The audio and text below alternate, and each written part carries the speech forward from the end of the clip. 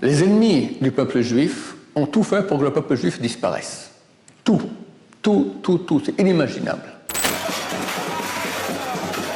Le retour d'Israël à Jérusalem, c'est le début de la fin, et la fin, c'est Mashiach qui vient. L'ONU a dit, l'ONU a demandé d'arrêter la réforme judiciaire. Mais de quoi vous vous mêlez? On a réussi à revenir en terre d'Israël, à créer maintenant un peuple juif.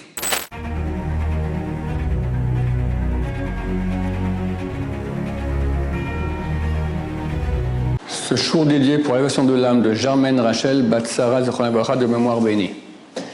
Donc nous sommes le 5 Av, 23 juillet.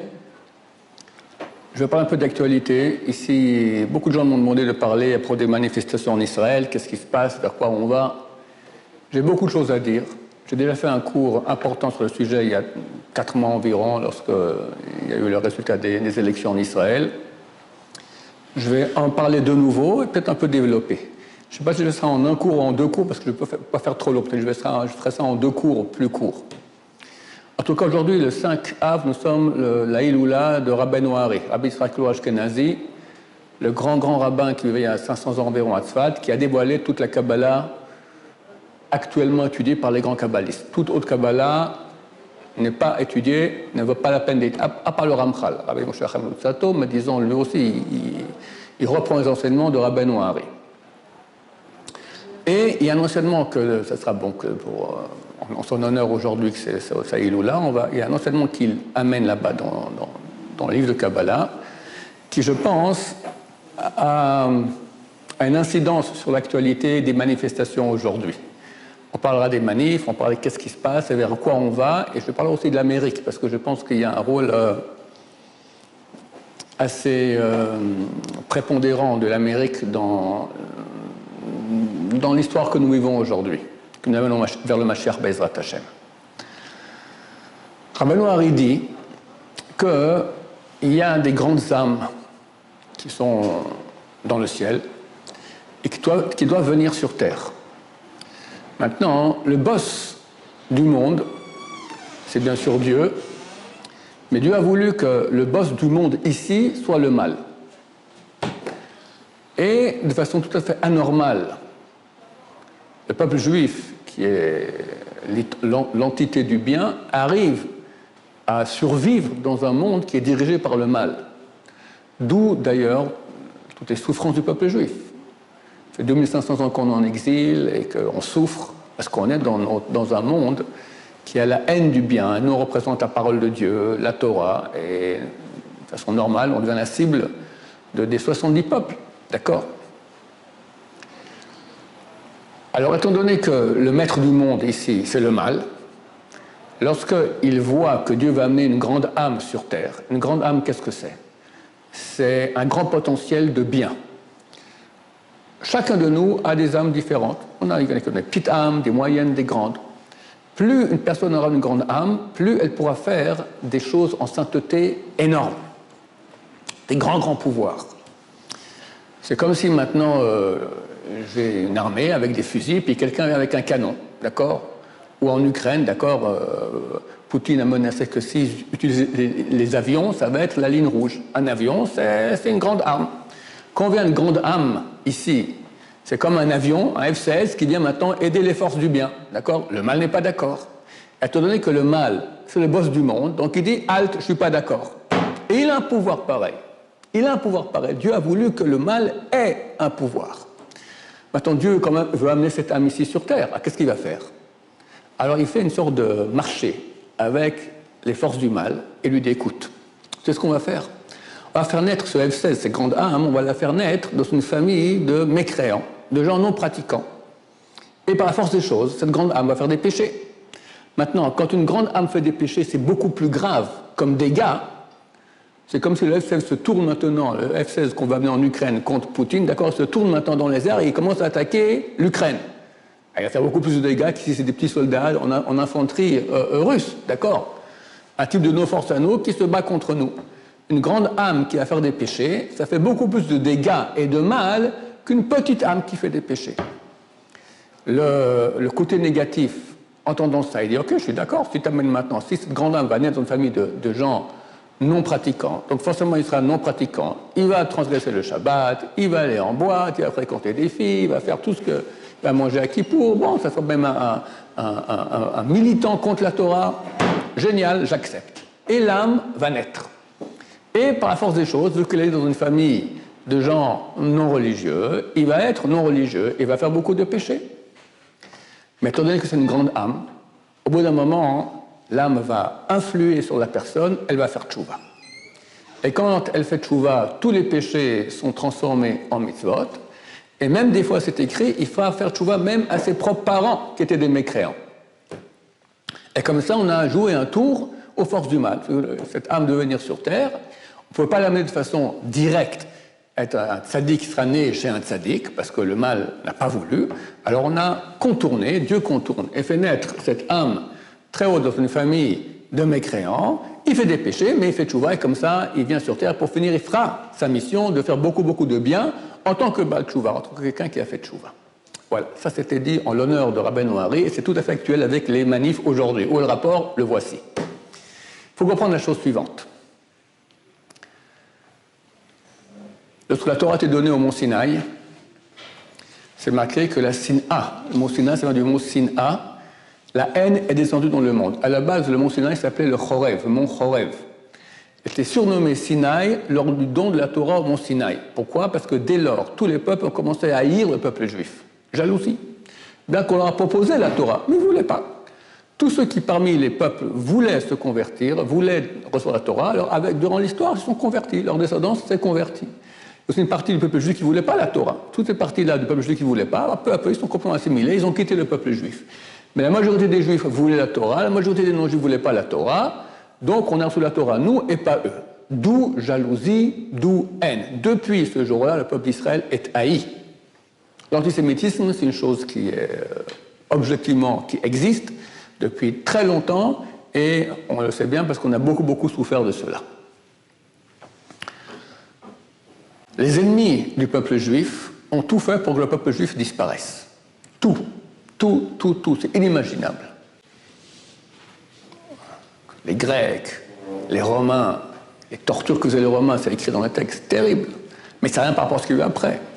Avec la conquête arabe, après les croisés, l'Inquisition, les Cosaques, d'accord. Et on finit en beauté avec Staline et la Shoah, d'accord. Terrible. Après 2500 ans, où le mal a voulu faire que le peuple juif disparaisse, n'a pas réussi. Se passe une chose extrêmement bizarre. Les peuples qui ne veulent pas que le peuple juif continue, ils sont battus contre nous durant 2500 ans, nous donnent la terre d'Israël. Or, c'est absurde, parce que c'est écrit dans nos textes à nous, qu'on sera en exil. Après, on viendra sur la terre, et là vient le Mashiach. Et quand le Mashiach vient, c'est fini, tout le mal va être éradiqué du monde, terminé. Alors comment vous, qui représentez le mal, vous nous donnez la terre d'Israël? C'est absurde. Deuxième question. Il y a beaucoup de textes dans les prophéties qui racontent le retour du peuple d'Israël sur sa terre, à la fin des temps. On serait imaginé qui vont être les dirigeants de ce grand retour en terre d'Israël. Il y a même des gravures comme ça, on voit un type avec une grande barbe et une canne, et derrière lui tout le peuple d'Israël qui avance, il rentre à Jérusalem, ils reviennent sur la terre d'Israël. Tu parles! Qui a fait ce retour en terre d'Israël? Pas des non-religieux, des anti-religieux. Herzl, qu'on appelle le prophète, d'accord, les sionistes athées appellent le prophète, si je me souviens bien, lui-même n'a pas fait la circoncision, aussi lui il n'a pas fait à ses enfants. Très très loin de Torah, rien. Ben Gurion, un anti-Torah, etc. Toute la clique qui allait avec eux avait la haine de la Torah. Comment ça se fait que ce soit eux qui vont réaliser ces prophéties extraordinaires de retour en terre d'Israël? C'est pas normal. Ça aurait dû être des rabbins avec des grandes barbes blanches comme ça, tout le peuple d'Israël qui les suit, on fait retour en terre d'Israël. Ces deux questions, l'une est la réponse à l'autre. Comme dans le cas de l'âme, grande âme, qui veut venir sur terre et le mal s'oppose, jamais les forces du mal dans le monde auraient accepté que le peuple juif revienne en terre d'Israël en tant que peuple religieux. Parce qu'effectivement, si c'est comme ça, c'est leur fin. Dans certains écrits chrétiens, il est écrit que le peuple juif est condamné à errer dans la souffrance et l'exil pour l'éternité, pour montrer l'exemple aux autres peuples, comment Dieu châtie les vilains juifs qui refusent de reconnaître la véracité de leur idole. JC, d'accord? Attends, le fait qu'on revient en terre d'Israël, j'ai ce texte-là, d'accord, j'ai des textes chrétiens, datant d'il y a un peu plus d'un siècle, qui disent qu'il est impossible qu'un jour il y ait un État juif avec comme capitale Jérusalem. En passant, la majorité des ambassades refusent de mettre leur ambassade à Jérusalem, parce qu'ils ne veulent pas reconnaître ça. Ça n'existe pas, non, c'est Palestine, machin, je ne sais pas quoi, d'accord? Ici, maintenant, par exemple, là, on est en Palestine, d'accord? Il y a même dans les téléphones, je crois, c'est sous Palestine, d'accord? Alors quoi, ça va, je suis à Jérusalem, en terre d'Israël, laisse-moi tranquille, il y a une réalité. Non, on ne veut pas voir ça, parce que si on reconnaît que le peuple juif est revenu à Jérusalem, on a un problème, qu'est-ce qu'on fait avec ces prophéties chrétiennes? Et que fait le mal qui ne veut pas accepter cela? Le retour d'Israël à Jérusalem, c'est le début de la fin, et la fin, c'est Mashiach qui vient. Donc c'est impossible que les non-juifs acceptent une chose pareille. Qu'est-ce que Dieu leur a fait? Il leur a fait un tour. Le même coup qu'il fait au Baal Teshuvah, la grande âme qui veut venir sur terre. Il leur a dit comme ça, écoute, ça fait 2500 ans que tu veux la fin de ce peuple. Tu vois que tu n'arrives pas. Tu as amené une Shoah. Est-ce qu'on peut faire, entre guillemets, mieux qu'une Shoah de leur point de vue qui veut la fin? C'est impossible. Et tu vois qu'ils sont toujours là. Moi, je te propose un deal, un truc, un marché fantastique. On va faire de ce peuple un peuple goy. Un peuple non pratiquant. Ils vont s'assimiler. Vous n'arrivez pas à faire à les changer. Qu'est-ce que les goïms ont essayé, les peuples ont essayé de nous faire contre eux pour qu'on quitte notre Torah? Ils n'ont pas réussi, par la violence. Tu sais, tu ne vas pas faire ça par toi, tu vas laisser les Juifs eux-mêmes. On va créer un État dirigé par des Juifs, je vais parler dans quelques minutes quels sont ce type de Juifs, on appelle ça du Erev Rav, des non-religieux et des anti-religieux. Et eux vont créer un État en terre d'Israël, anti-religieux. Torah, alors le mal demande quoi par exemple? Tu auras par exemple une Gay Pride à Jérusalem, la ville sainte, la veille de Rosh Hashanah. Quoi? Mais c'est extraordinaire, je ne peux pas y croire. Ça fait 2500 ans que je rêve d'un truc pareil, une Gay Pride des Juifs, mais c'est impossible. À Jérusalem, la veille de Rosh Hashanah, le jour du jugement. Tu auras tous les 1er septembre des centaines de milliers d'enfants qui iront à l'école apprendre que la Torah c'est des bêtises. Des trucs passés, terminés, archaïques. Tu auras des boucheries de porc à Jérusalem. Tu auras les transportations, les bus et les trains, tout ça, le Shabbat. Mais c'est extraordinaire. Il dit, le mas fait 2500 ans que je rêve de trucs pareils. Des fois, j'en ai échappé un juif par-ci, un juif par-là. Mais tous, ils pratiquent la Torah depuis 2500 ans. Quoi? On aura un État en Israël, la terre sainte, de juifs non pratiquants. Je signe tout de suite. 1947, vote à l'ONU, et l'ONU vote, on donne la terre d'Israël aux Juifs. Quels Juifs? Ben Gurion et sa clique, des anti-religieux. Ben Gurion, il a dit, à la création de l'État, il a dit, dans 20 ans, il n'y aura plus aucun Juif religieux dans cet État. Zéro. Et c'était vraiment comme ça que ça aurait dû être. La normalité, que la grande âme qui vient dans une famille de non-religieux, il va faire des péchés, il restera non-religieux. Qui c'est qui fera tchouva? Et le miracle s'est passé, chers amis. Il y a une quarantaine ont commencé, quelques petits juifs par-ci par-là à faire tchouva. Des grands hommes. Ils ont commencé à créer en place des conférences, des moyens de prouver que la Torah est d'origine divine. Aujourd'hui, il n'y a pas une famille, si je ne me trompe pas, presque, il n'y a pas une famille juive dans laquelle il n'y a pas un Baal Teshuvah. Il y a 50 ans, on ne connaissait pas un Baal Teshuvah. Aujourd'hui, on ne connaît pas une famille où il n'y a pas un Baal Teshuvah. Et le peuple d'Israël fait tchouva. Et qu'est-ce qui se passe?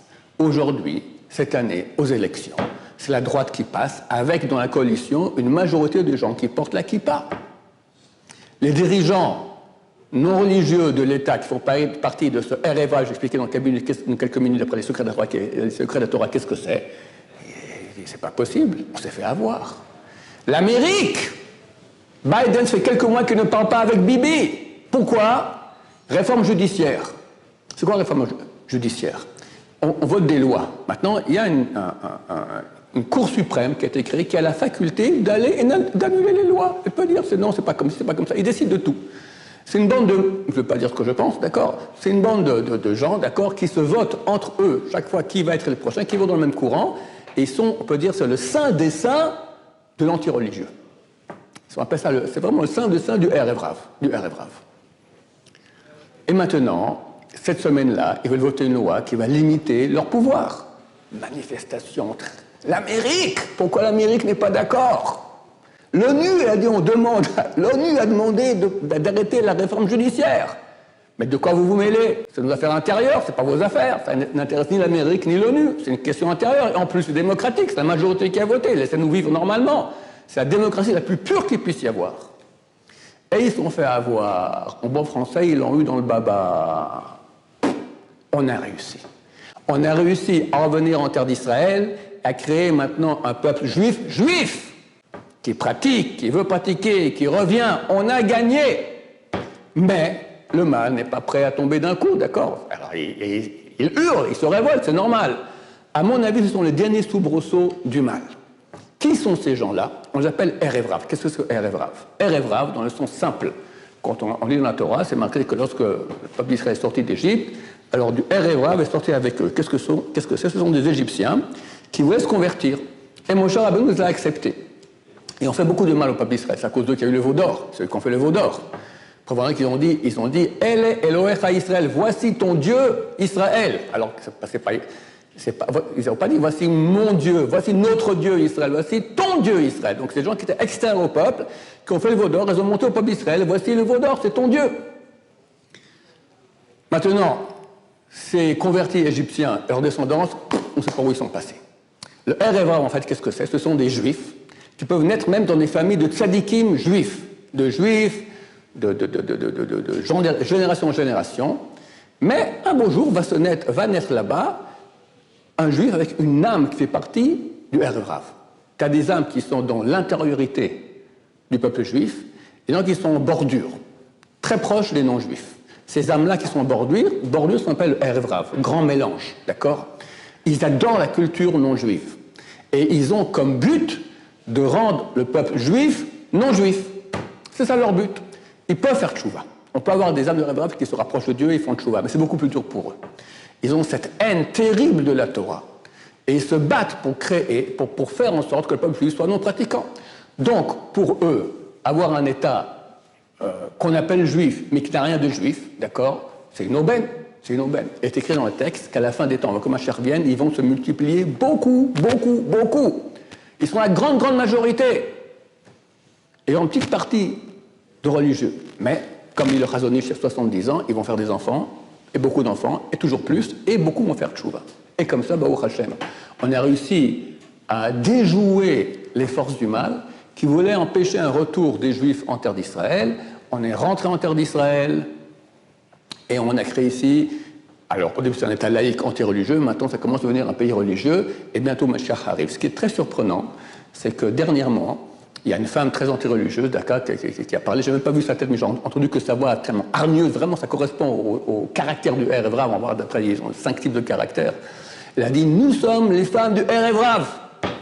Elle le dit clairement. Qu'est-ce que de plus clair que cela?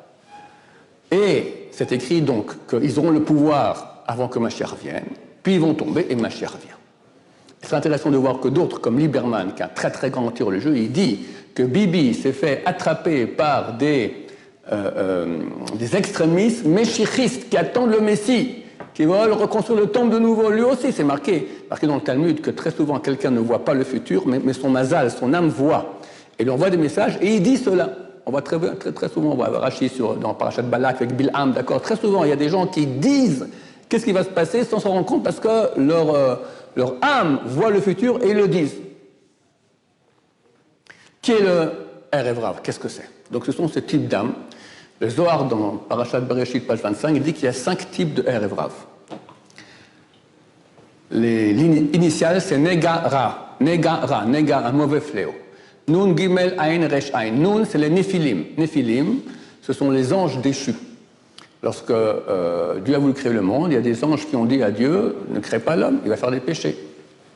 Je crois qu'on va s'arrêter ici, on va faire un deuxième cours sur le sujet, on parlera de la nature exacte du Erev Rav et aussi l'incidence maintenant du monde américain, ici en Israël, sur les manifestations, à quoi ça correspond au niveau de la Kabbalah, de la mystique juive, comme je pense que c'est le cas. Alors petite pause, on reprend dans 30 secondes.